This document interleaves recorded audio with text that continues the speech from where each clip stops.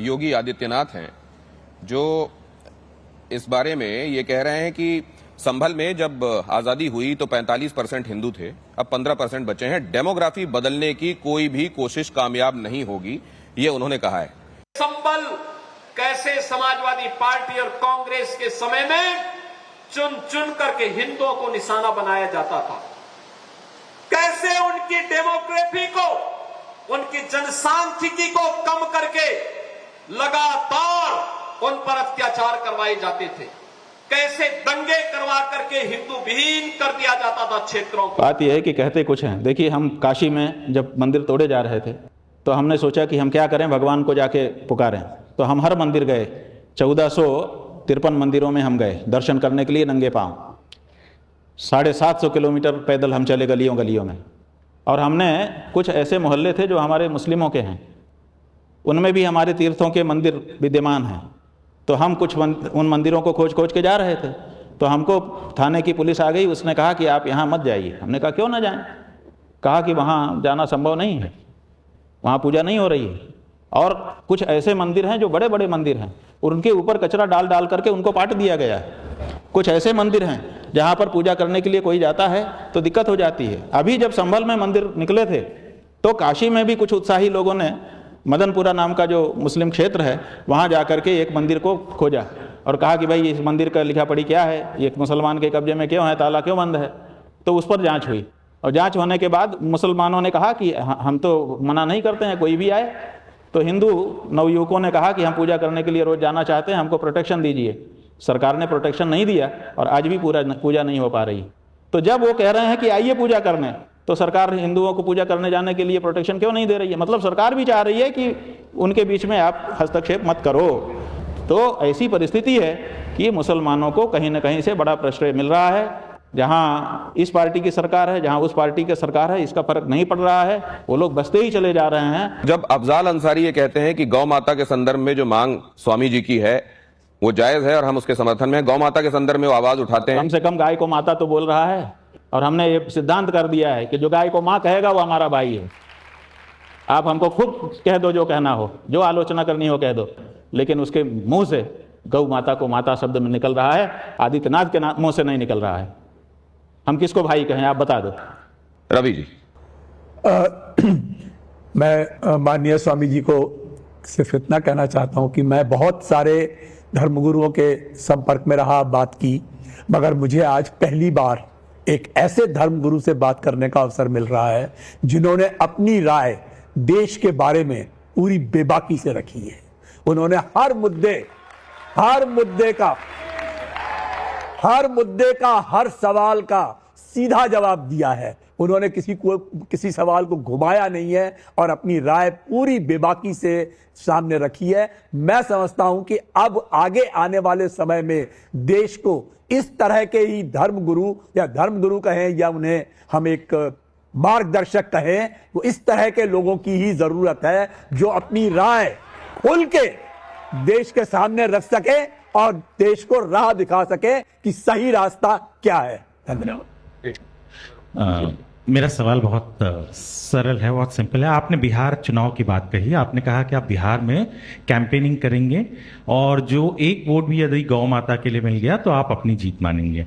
तो वो कैसे करेंगे? मतलब आप देखिए, आप राजनीति पे बहुत चर्चा करते हैं, जितना राजनीति पे शायद आप कहते हैं उतना मैंने किसी भी धर्मगुरु को कहते हुए नहीं सुना है। क्या आप एक खुद की पॉलिटिकल पार्टी बनाएंगे और एक कैंडिडेट खड़ा करेंगे जिसे वोट मिलेगा तो आप समझेंगे कि हाँ गौ माता के लिए वोट मिला है, या फिर कैसे वो तय करेंगे कि गौ माता के लिए वोट मिला है? और दूसरी चीज, यहाँ पर राजमाता डिक्लेयर कर दिया गया 2024 में।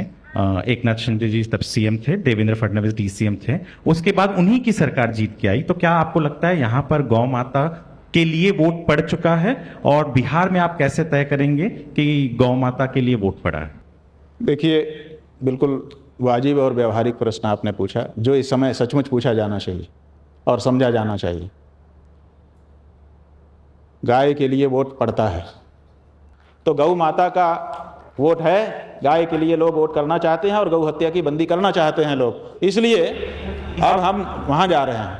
अब वहाँ पर कोई पार्टी तो देखिए है नहीं, हमने तो हर पार्टी को बार बार कहा कि कोई तो सामने आओ, आखिर हमको तो राजनीति करनी नहीं है, हमें सत्ता में जाना नहीं है। हम अगर मतदाता तैयार करेंगे तो लेगा कौन उस वोट को? तो हमने हजारों लोगों को गौ मतदाता का संकल्प करा दिया। अब जब लोकसभा का चुनाव होने लगा, हमारे पास फोन पे फोन, हम किसको वोट दें, हम किसको, हम अमुक जगह पे हैं, हम अमुक कॉन्स्टिट्यूंसी में हैं, हम किसको वोट दें महाराज जी बताइए, हमने संकल्प लिया है। हमारे लिए बड़ा कठिन काम हो गया कि हम उनको कैसे बताएं। तो ऐसी परिस्थिति में हमको किसी न किसी का नाम तो बताना पड़ेगा, किसी पार्टी का नाम तो हम बता नहीं सकते। इसलिए अब हम वहाँ जा रहे हैं। गाय के लिए जिन लोगों ने कार्य किया होगा उनको कहेंगे कि आप नामांकन करो, और नामांकन करने तक हम नाम किसी का नहीं घोषित करेंगे। तो नामांकन तक हम किसी का नाम नहीं बताएंगे। जब नामांकन आ जाएंगे तब उसी में से जो हमारा आदमी होगा उसकी घोषणा हम कर देंगे, और उसको जो वोट मिलेंगे उसका हम प्रचार भी करेंगे, और उसको जो वोट मिलेंगे वो गौ माता के वोट माने जाएंगे। स्वामी जी वैसे वहां जो चेहरे आप हैं, कह रहे हैं कि गौ माता के लिए यहाँ पर वोट पड़ा, इस कारण इतने ज्यादा वोट मिले, पर राहुल गांधी कहते हैं यहाँ पे वोट चोरी हुई है। तो किस चीज को माने, वोट चोरी हुई है गौ माता की वजह से इनको बहुत ज्यादा वोट मिला है? आपका क्या कहना है? आपने तो कह दिया कि गौ माता, भाई वो राहुल गांधी का अपना गणित है, अपना कैलकुलेशन है, उनकी अपनी आंख है, हम उसमें कैसे कुछ बोल सकते हैं? जिसकी जैसी आंख होगी वो ऐसा देखेगा। स्वामी जी उन्होंने जो देखा होगा वो कह रहे हैं। जब आप बिहार की तरफ देखते हैं तो एक यदुवंश के हैं लालू यादव, उनका परिवार, हालांकि अब तेज प्रताप अलग हैं, वो पीली टोपी पहन रहे हैं। दूसरी तरफ प्रशांत किशोर हैं जो पढ़े लिखे हैं, थोड़ा पढ़े लिखों वाली शैली के तहत आगे बढ़ते हैं। एक तरफ जेडीयू और बीजेपी का कंबाइन है।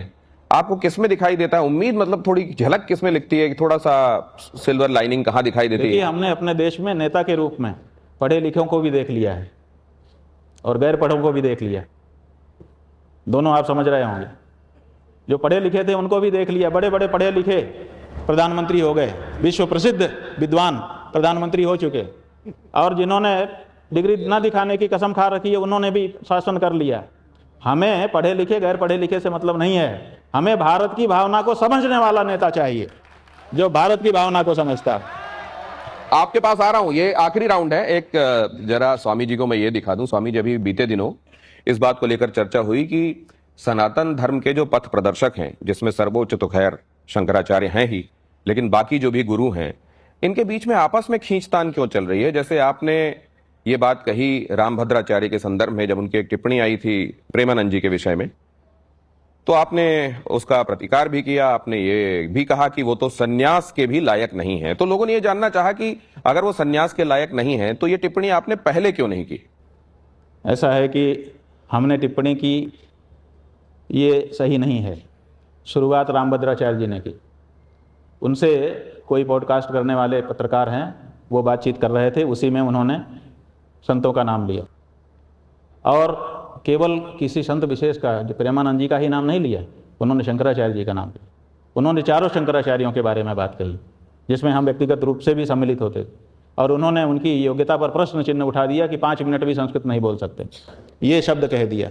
और इतना ही नहीं, आदि शंकराचार्य के बारे में उन्होंने गलत बयानी की।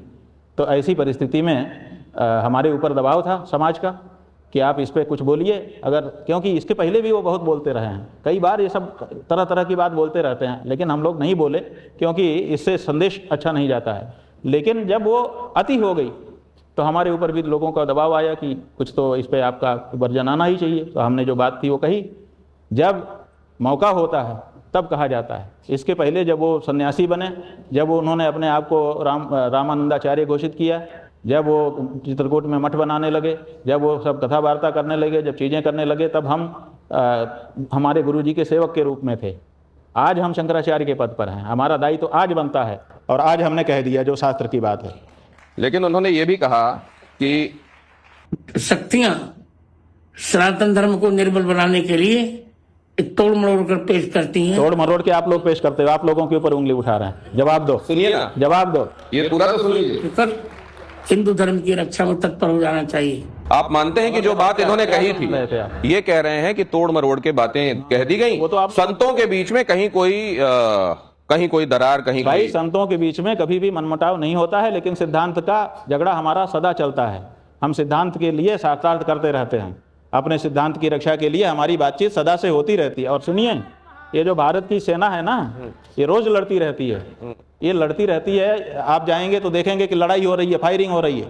हम भी एनसीसी कैंप कर चुके हैं। लड़ाई वो लड़ाई नहीं होती है, वो अभ्यास होता है, युद्धाभ्यास। और कल को कोई शत्रु आएगा तो उसको हम जवाब देंगे, उसके लिए हमारी तैयारी होनी चाहिए। तो हम लोग आपस में चर्चा करते रहते हैं, तैयारी होती रहती है। For more of such videos, do like, share and subscribe to ET Now Swadesh.